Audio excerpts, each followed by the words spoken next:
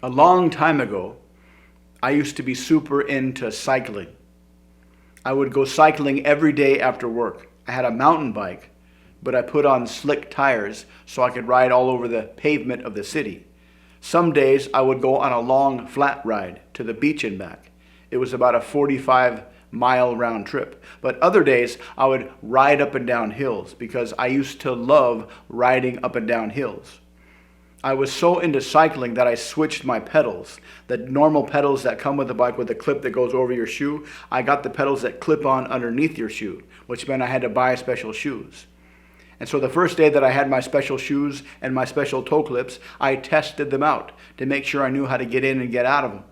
And when I was confident that I could, I went on my daily ride, which was a hill day. So I went up and down all these hills, and I was going up this super big hill, and on top was this big, huge, busy intersection. It was about 5:30, a lot of cars. I got near the top of the hill, I stopped pedaling. I only had enough momentum to coast for about 5 feet, and when I stopped, I forgot that I had those clips on, and I fell over. And I got up, and the car right next to me where I fell over was 4 girls, and they were looking at me like I was an idiot. And the first thought that absolutely popped into my mind unconsciously was to pretend that I did that on purpose. Oh yes, I fell over on purpose. I was just testing my toe clips. And then when I rode off after the light change, I realized what a stupid idea that was. Why did I pretend I fell over on purpose?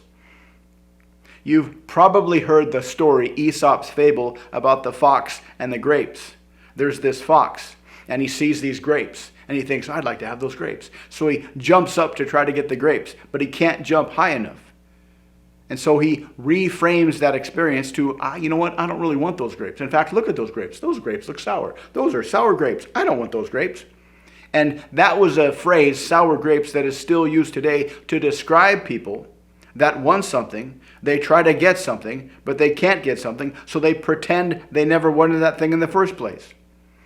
There are tons and tons of psychological studies and psychological research that demonstrates how our brains are absolute ninja reframers.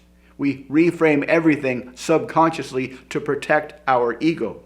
This is very necessary from an evolutionary standpoint, because you always had to believe that you could get your shit done. You always had to believe you could get what you wanted, because living back then was very harsh. Food was hard to get. Surviving was hard. You always had to believe in yourself. And so we evolved this ability to reframe everything to put ourselves and our view of ourselves in the best light.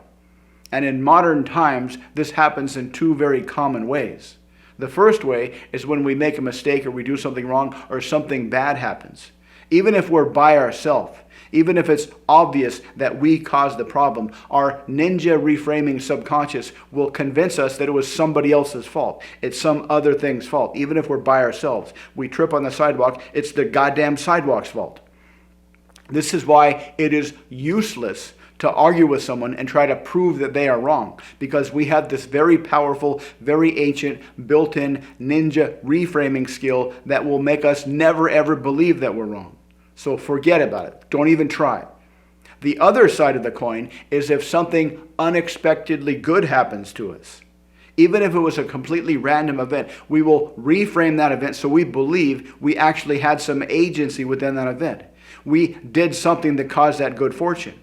And this is a fantastic thing that you can absolutely leverage for easy persuasion and easy seduction. How do you do this? Well, you start off the conversation like you normally do. You let the conversation meander wherever it wants to meander. If it's a sales conversation, then just ask the customer what they want to do with the product. Imagine having the product. Imagine what it's like. What does that look like? Imagine solving the problems with the product. What does that look like, Mr. Customer? And ask questions to build up that mental image, that positive mental image. If it's a social conversation, just ask questions that point them in the direction of a positive future. What kind of vacation would you love to go on next year? What would your ideal job be like in a year from now? What does your ideal house look like? Just kind of let the conversation drift in those directions and ask questions to expand people's mental image of those positive future things. Then, before you close, either close for the sale or close for the number, ask this question. Hey, I got a weird question. What is one of the best things that has ever happened to you? it's important that you phrase the question this way. What is one of the best things that has ever happened to you? That'll give them maximum flexibility to look through their brain and find a positive experience. Then they'll go in their brain and they'll find a positive experience and they'll tell you what that experience is. And then ask questions to build up that experience. What was it like? And then you'll notice a shift in their language. You frame the question originally by saying, what is the best thing that ever happened to you? And they might start off by talking about it as if it happened to them. But as they describe that situation, their language will shift a little bit. Their language will shift into having more agency over the situation, and you'll notice this. They'll start to talk about the event as if they caused the event. And when you notice this shift, in their communication, you can ask this question. Before you decided to do this, how did you know that this was going to be the right decision? And they will give you an answer. And when they give you an answer, they have committed to the idea that that good thing was something they chose to do, and they knew beforehand that it was going to be a good decision. And let them talk. Ask them questions to build up that memory. Then ask them about other decisions, other good decisions they've made. How did you know that was going to be a good decision? How did you know the other thing was going to be a good decision? And then ask them kind of a meta question. Do you have a good decision-making strategy? How do you know in general, given all the good decisions you've made in the past, how do you know in general that you're about to make a really good decision? And they'll like to talk about this because we love to talk about how we do things successfully. We love to talk about how we choose to do things successfully. We all love to talk about how we decide to do things successfully. And they'll tell you their decision-making strategy. And once they do that, you've got them, because now they're in a fantastic I make good decisions mindset. They're in a fantastic mindset, and they will subconsciously associate making good decisions with whatever you want them to do. They will start to subconsciously associate the feeling of making good decisions with you. So if you're selling something, you can just say this. Well, Mr. Customer, you said you wanted XYZ. It looks like our product has XYZ. I don't know, I could be wrong, but this looks like a perfect match. What do you think? Or if you're number closing them, say something like this. Hey, you're pretty interesting. You have a very interesting perspective on how to make good decisions. It's very rare, it's very unique. I like that. I admire that in you. I think we should hang out again. We should exchange numbers. What do you think? Or something like that. Admire their decision-making process. Give them a compliment on their decision-making process. Make them feel like they're special because of their decision-making process. And then suggest, hey, we should get together again. I'd like to see you again. I like talking to you. You're a very interesting person. Why don't we hang out sometime? Why don't we exchange numbers? What do you think?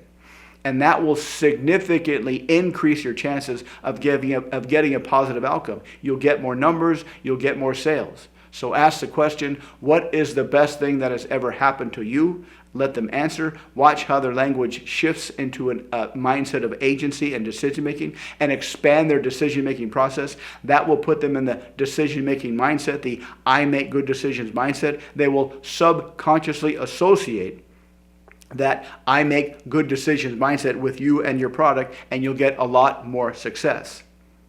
I think I very much like riding uphill more than I like riding downhill. Now, riding downhill is very, very fantastic. There was this one hill in my neighborhood that was perfect for coasting downhill. It was long, it curved, there was no stoplights you had to worry about, and it was flat for at least half a mile before a stoplight, so you had plenty of time to slow down. And my maximum speed going down that hill was 54 miles an hour.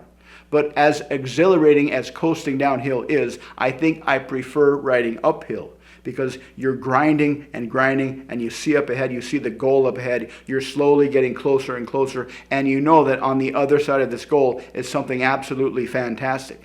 And the feeling of grinding through your own power towards a goal you're getting closer and closer to, and there's something fantastic on the other side, that is a good feeling. Let me know what you think in the comments. If you'd like to learn more about how to significantly improve your social results, improve your sales results, check out the links below. Thanks for watching. Please like and subscribe, and I'll see you next time.